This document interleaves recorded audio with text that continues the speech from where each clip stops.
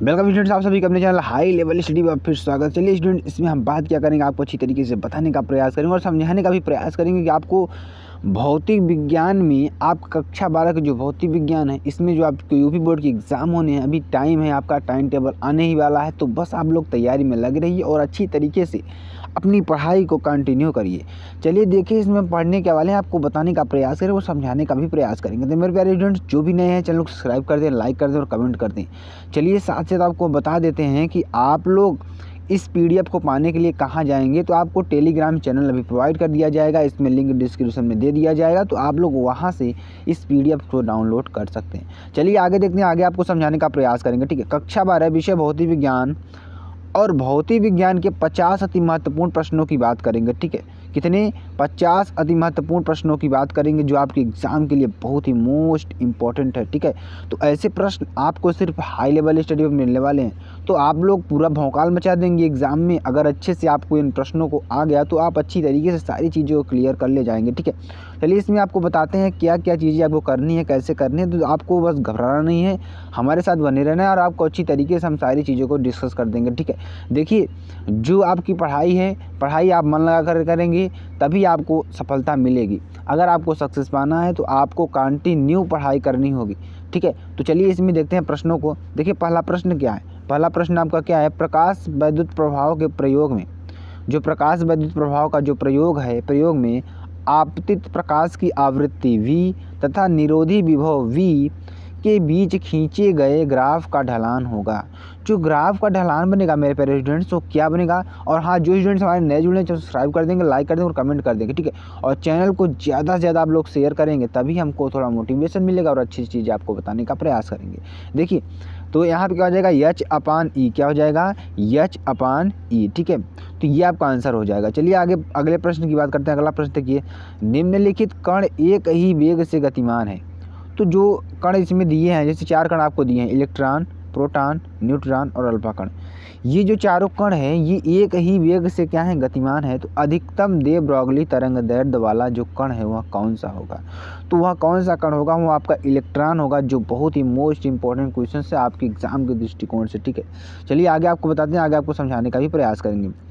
वह कण जो मूल कण नहीं है, इन चारों में से ऐसा कौन सा कण है जो मूल कण नहीं है। ठीक है, तो देखिए, जो हमारा अल्फा कण होता है, ठीक है, अल्फा कण होता है वो मूल कण नहीं होता है। ठीक है, जो हमारे प्रोटॉन होते हैं, मेसान होते हैं, न्यूट्रॉन होते हैं, ये सब हमारे क्या होते हैं, मूल कण होते हैं। ठीक है, चलिए आगे आपको बताते हैं नाभिकीय बल। ठीक है, नाभिकीय बल की प्रकृति कैसी होती है, जो नाभिकीय बल की प्रकृति होती है वह कैसी होती है। तो नाभिकीय बल की जो प्रकृति होती है वह हमेशा यानी कि न वैद्युतीय होगी, न चुंबकीय होगी, न गुरुत्वीय होगी। ठीक है, तो वह हमें क्या होगी, अभिकेंद्रीय बल की तो होती है। जो नाभिकीय बल होता है जो अभिकेंद्रीय बल पर कार्य करता है। तो यहाँ पर देखिए ननाब्दीय हो जाएगा। ठीक है, अब आगे अगला प्रश्न की ओर बढ़ते हैं। अगला प्रश्न देखिए, दो स्रोत कला संबद्ध होता है।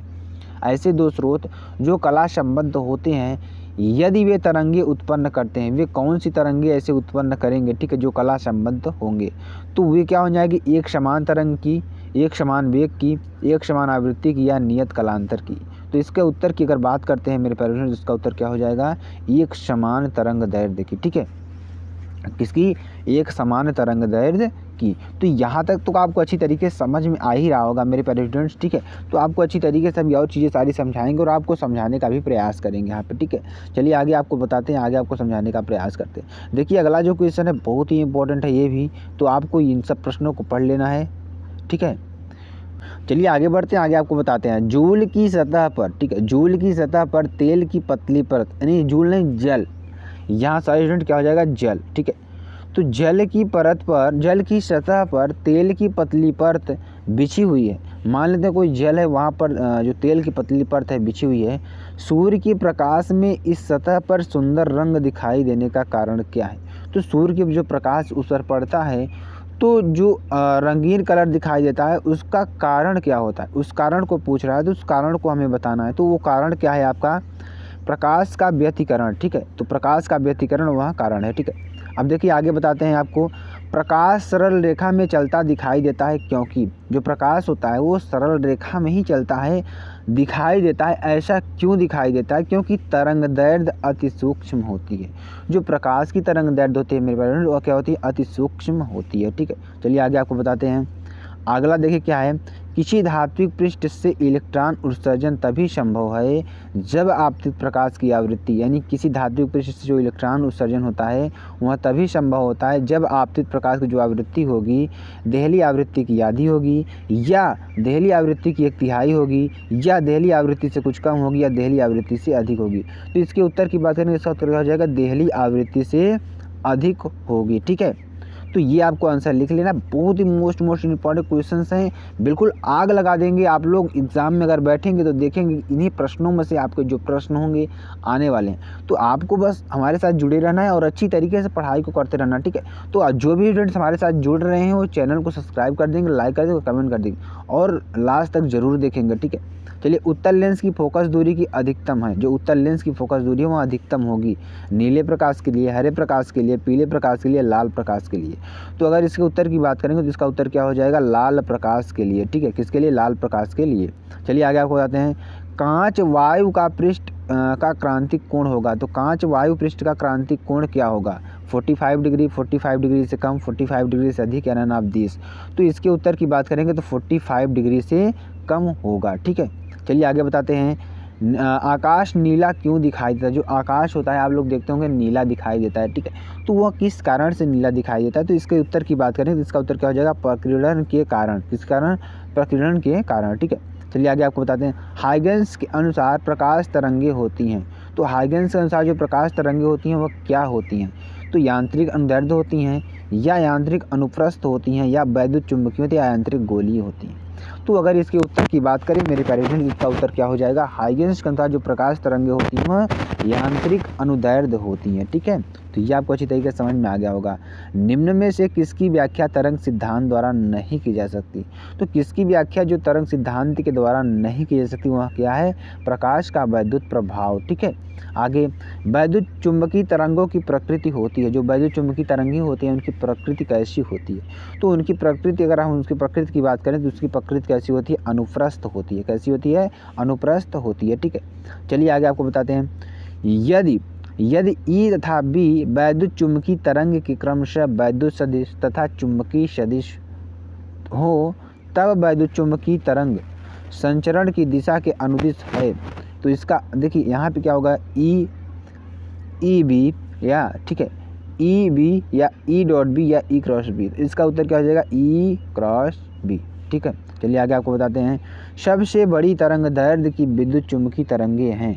तो सबसे बड़ी तरंग दैर्ध्य की जो विद्युत चुंबकीय तरंगे होती हैं, एक्स किरणें होती हैं, रेडियो तरंगे होती हैं, या पराबैंगनी तरंगे होती हैं, या अवरक्त किरणें होती हैं। तो इसके उत्तर की बात करें तो रेडियो तरंगे होती हैं। ठीक है, चलिए आगे आपको बताते हैं, निम्नलिखित में से कौन सी तरंगे वैद्युत चुंबकीय तरंगे हैं? तो इसमें अगर हम बात करें तो कौन सी तरंगे ऐसी होती है जो विद्युत चुंबकीय तरंगे होती हैं? तो इसके उत्तर की बात करें, इसका उत्तर क्या हो जाएगा? ऊष्मा तरंगे। ठीक है, ऊष्मा तरंगे जो होती हैं विद्युत चुंबकीय तरंगे होती हैं। चलिए, निम्न में से कौन सी चुंबकीय तरंग नहीं है? तो इसमें देखिए 4 ऑप्शन आपको मिलेंगे, अल्फा किरणें, गामा किरणें, अवरक्त किरणें, एक्स किरणें। तो इसमें से ऐसा कौन सा है जो विद्युत चुंबकीय तरंग नहीं है? तो इसके उत्तर की बात करेंगे तो क्या हो जाएगी? अल्फा किरणें। ठीक है, अल्फा किरणें जो होती है विद्युत चुंबकीय तरंगे नहीं होती हैं। 1 अमीटर का प्रत्यावर्ती धारा परिपथ में पाठ्यांक 4 एम्पीयर है। तो परिपथ में जो धारा का शिखर मान होगा क्या आएगा? 4√2 एम्पीयर आएगा। ठीक है, तो इस तरीके से इसको आपको निकाल लेना है। चलिए, यदि यल तथा आर क्रमशः प्रेरकत्व एवं प्रतिरोध है। यल क्या है? हमारा प्रेरकत्व है। ठीक है, और आर क्या है? हमारा क्रमशः आर क्या है? अगर आर की बात करेंगे तो आर क्या है? आर क्या है हमारा? आर हमारा क्या है? आर हमारा प्रतिरोध है। तो यल बाई आर का जो मात्रक होगा, मात्रक क्या होगा?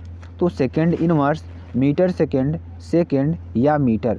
तो इसके उत्तर की बात करें मेरे पेरेंट्स, इसका उत्तर क्या हो जाएगा? सेकेंड हो जाएगा। ठीक है, चलिए आगे आपको बताते हैं, यल सी तथा आर क्रमशः स्वप्रेरकत्व, धारिता एवं प्रतिरोध को व्यक्त करते हैं। निम्नलिखित सूत्रों में किसका बीमीय सूत्र आवृत्ति का नहीं है? तो अगर देखिए तो इसके ऑप्शन क्या है? 1/RC, R by L, 1/√LC या C बाई एल। तो इसके उत्तर की बात करें तो इसका उत्तर क्या हो जाएगा? C by L. ठीक है, C बाई एल हो जाएगा। वैद्युत चुम्बकीय तरंगें उत्पन्न होती हैं, जो वैद्युत चुम्बकीय तरंगें होती है उत्पन्न होती हैं स्थिर आवेश द्वारा, नियत वेग से गतिशील आवेश द्वारा, त्वरित आवेश द्वारा, आवेशहीन कण द्वारा। तो इसके उत्तर की बात करेंगे, इसका उत्तर क्या हो जाएगा, त्वरित आवेश के द्वारा। ठीक है, अब देखिए किसी वैद्युत चुम्बकीय तरंग के वैद्युत तथा चुम्बकीय क्षेत्र होते हैं, जो वैद्युत चुम्बकीय तरंग के जो चुम्बकीय क्षेत्र होते हैं या वैद्युत क्षेत्र होते हैं वो कैसे होते हैं। तो इसके उत्तर की बात करेंगे तो इसका उत्तर क्या हो जाएगा, वे क्या होते हैं, परस्पर लंबवत तथा समान कला में है। ठीक है, चलिए आगे आपको बताते हैं हेनरी प्रति मीटर का मात्रक क्या होता है। तो हेनरी प्रति मीटर किसका मात्रक है, तो यह हमेशा जान लीजिए चुंबकशीलता का जो मात्रक होता है हेनरी प्रति मीटर होता है। ठीक है, ये चीज़ें बहुत ही इंपॉर्टेंट है मेरे प्यारे स्टूडेंट्स। अगर आपको लाइफ में कुछ करना है या सक्सेस होना है तो आपको इन चीज़ों को फॉलो करते रहना है। अगर आप फॉलो करेंगे तभी आपको समझ में आएगा, अन्यथा समझ में नहीं आने वाला है। ठीक है, तो अभी आपको बहुत अच्छी वीडियोस लाने वाले हैं और आपको बहुत अच्छी तरीके से समझाने वाले हैं।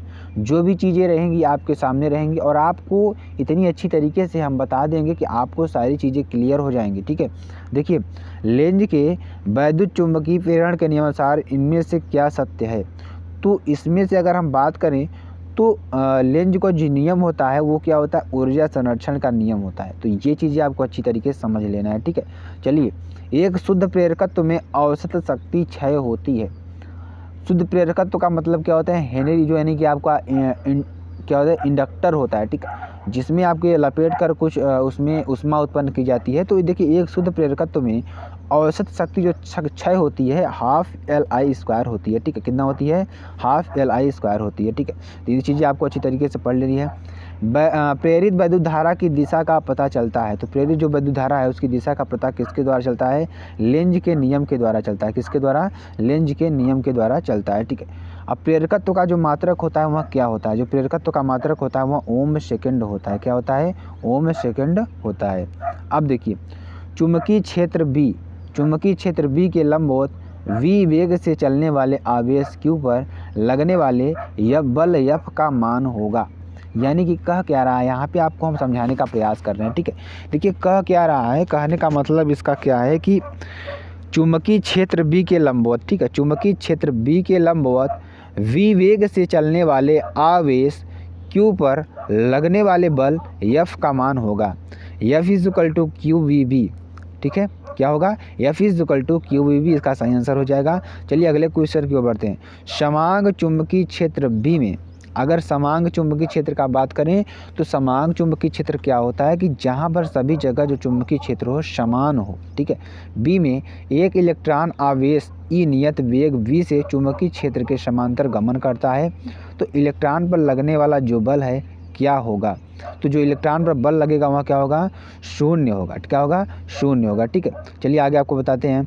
अगला जो क्वेश्चन है देखिए, किसी एक समान चुंबकीय क्षेत्र में, ठीक है, किसी एक समान चुंबकीय क्षेत्र में एक इलेक्ट्रॉन क्षेत्र के लंबवत प्रवेश करता है। जो इलेक्ट्रॉन है वो क्षेत्र के किस में, लंबवत प्रवेश करता है। तो इलेक्ट्रॉन की पथ की जो पथ होगा वह कैसा होगा, तो वह पथ आपका वृत्ताकार निकल कर आएगा। ठीक है, तो ये चीज़ें आपको अच्छी तरीके से पढ़ लेनी है। निम्नलिखित में से किस मीटर का प्रतिरोध उच्चतम होगा। तो इसमें से कौन सा ऐसा मीटर होगा जिसका प्रतिरोध उच्चतम होगा, अमीटर का, गैल्वेनोमीटर का, वोल्ट मीटर का या रेखीय। तो किसका होगा, गैल्वेनोमीटर का। ठीक है, अब चलिए आगे चलते हैं। निम्नलिखित में से किस मीटर का प्रतिरोध उच्चतम होगा। अब देखिए ये हम क्वेश्चन ऊपर किए हैं। अब अगला क्वेश्चन इस तरीके से देखिए, चुंबकीय आम्योत्तर तथा भौगोलिक आम्योत्तर के बीच के कोण को कहते हैं। तो इनके बीच जो कोण बनता है, सॉरी स्टूडेंट्स, तो इनके बीच जो कोण बनता है उस कोण को क्या कहते हैं, नति कोण, दिक्पात कोण, ध्रुवण कोण या क्रांतिक कोण। तो अगर इसके उत्तर की बात करें तो क्या कहते हैं, दिक्पात कोण कहते हैं। ठीक है, चलिए आगे आपको बताते हैं।